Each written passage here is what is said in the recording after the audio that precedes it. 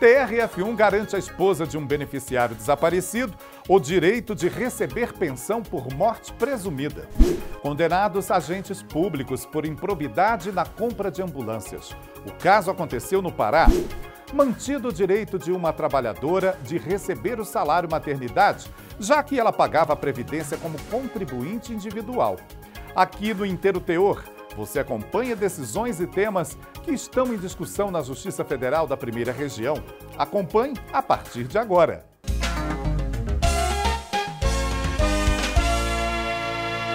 Apenas no ano de 2017 foram registrados mais de 80 mil desaparecimentos de pessoas no Brasil, segundo o Anuário Brasileiro de Segurança Pública do ano passado. Além da falta de informação sobre os parentes, a família muitas vezes ainda fica desamparada financeiramente. Em Minas Gerais, a Justiça Federal concedeu a uma mulher o direito de receber pensão pela morte presumida do marido, que já estava desaparecido há 5 anos. Veja na reportagem de Daniela Garcia essa história e a de outra família que também sofre com o desaparecimento de um parente.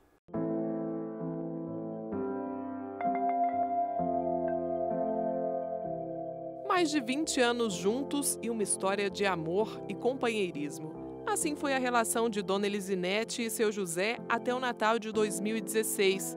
Daquele 25 de dezembro em diante, permaneceu o sentimento. Mas os dois nunca mais se viram. Isso porque seu José desapareceu pouco antes de um passeio em família durante uma viagem a São Desidério, na Bahia. Antes de nós irmos, ele achou de bem e avisar um amigo dele que nós íamos fazer esse passeio. E ele indo, e aí ele foi por um lado e voltou pelo outro. Lá na casa mesmo tinha as câmeras, via direitinho ele passando, olhando com aquele olhar absorto, assim, olhando para o outro lado. Dona Elisinete conta que o marido já dava sinais de confusões mentais antes mesmo da viagem. E ela acredita que ele tenha se esquecido de absolutamente tudo. Segundo Elisinete, logo que seu José desapareceu, começaram as buscas. Foi na mesma hora. Meu filho teve aquele negócio assim, ele sentiu alguma coisa, que ele já foi logo procurando. Aí nós subimos rua, descendo rua, foi em abrigo, foi no hospital, foi em tudo que era lugar que podia ali naquele momento. E andamos, até quase no final da tarde. Uma semana nessa luta. Foi gente aqui de Brasília para ajudar, foi meu genro, foi daqui, pegou o carro e foi para lá, que nós tínhamos ido no carro com ele. E o carro eu tinha deixado, ele foi no carro junto. E aí pronto, procurando a semana todinha. Já são mais de 2 anos de sofrimento e angústia pelo desaparecimento e sem qualquer notícia do marido. Tem noite que eu acordo, choro. Eu, às vezes, acordava à noite, sentia aquela pessoa me pegando, era ele me cobrindo. Ele tinha cuidados comigo, cuidados que eu nunca tive de ninguém. Tem um amor de filho, mas não é a mesma coisa. Tristeza vivida por milhares de parentes de desaparecidos no Brasil inteiro. Sentimento compartilhado por uma mulher em Minas Gerais que também nunca soube o que aconteceu com o marido, mas 5 anos depois conseguiu a declaração de morte presumida. Ela entrou com uma ação na Justiça Federal para garantir o direito à pensão pelo óbito do companheiro. Já em primeira instância, teve o pedido atendido. O INSS recorreu, alegou que o instituidor da pensão não era segurado da Previdência Social.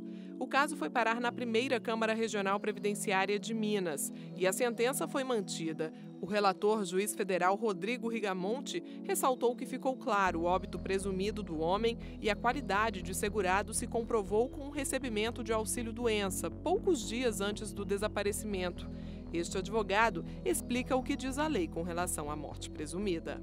A morte presumida ela é regulada pelo Código Civil, principalmente, tratando ali no artigo 6º e 7º que, em caso de acidente notório ou de uma situação de risco de vida que aquela pessoa estava envolvida e dali ela desapareceu, pode ser decretada a morte presumida, ou em situação de guerra ou de campanha em nome do país, em que essa pessoa também tenha desaparecido, desde que dure mais de 2 anos essa situação. O advogado orienta também sobre como proceder em casos parecidos. Inicialmente, tem sempre que ser registrado um boletim de ocorrência, declarando o desaparecimento de pessoa.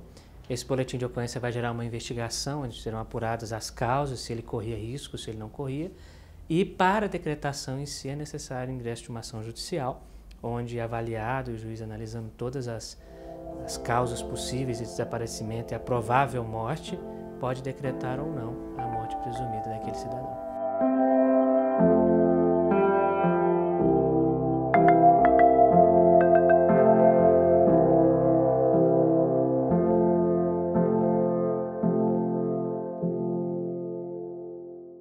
As decisões do TRF1, como essa que você viu aí na reportagem, são publicadas no nosso portal. Basta clicar em mais notícias. A seguir, TRF1 condena agentes públicos por improbidade administrativa na compra de ambulâncias. E mais, pagar o carnê do INSS dá direito a receber salário maternidade.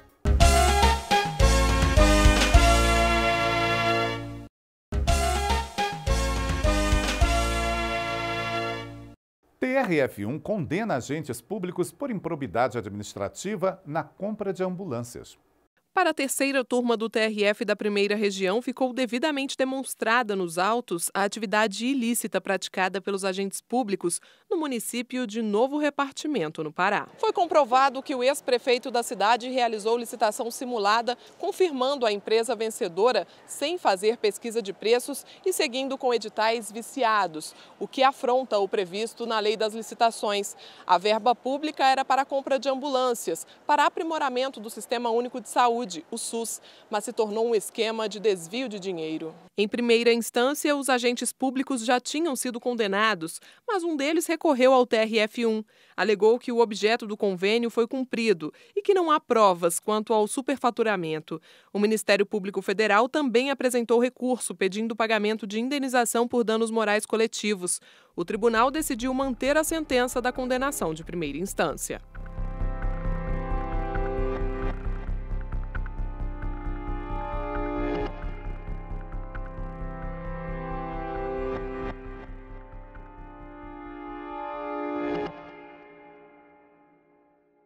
O Tribunal Regional Federal da Primeira Região manteve o direito de uma trabalhadora a receber o benefício de salário maternidade.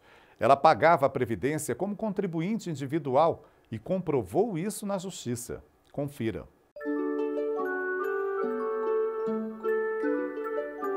A chegada de um bebê é um momento de felicidade para as famílias, mas também de preocupação. E até os gastos preocupam, sobretudo no momento em que as mães ficam afastadas do trabalho com a licença maternidade. Mas para esse período existe um benefício previdenciário garantido a quem contribuiu para o Instituto Nacional do Seguro Social, o INSS, que é o salário maternidade.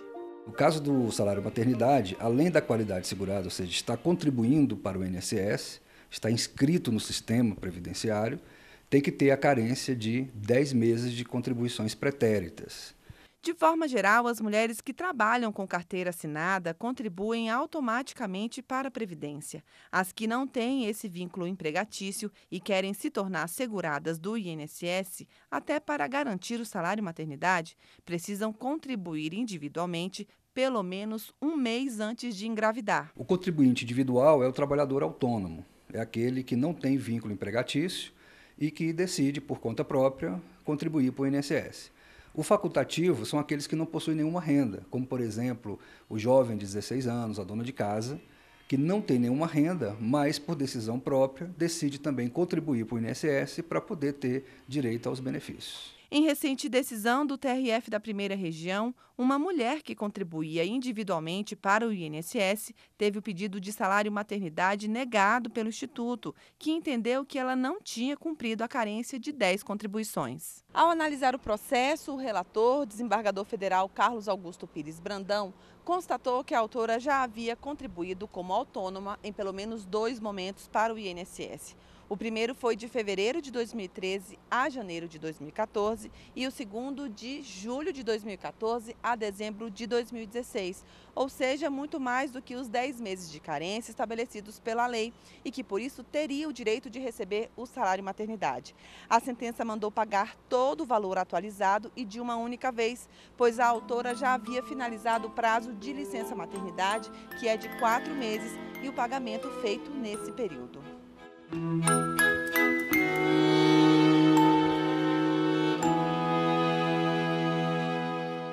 Esse foi o Inteiro Teor com notícias sobre a Justiça Federal da Primeira Região. Você pode ficar com a gente no nosso portal e também nas redes sociais, Facebook, YouTube e Instagram. Até o próximo programa. Tchau!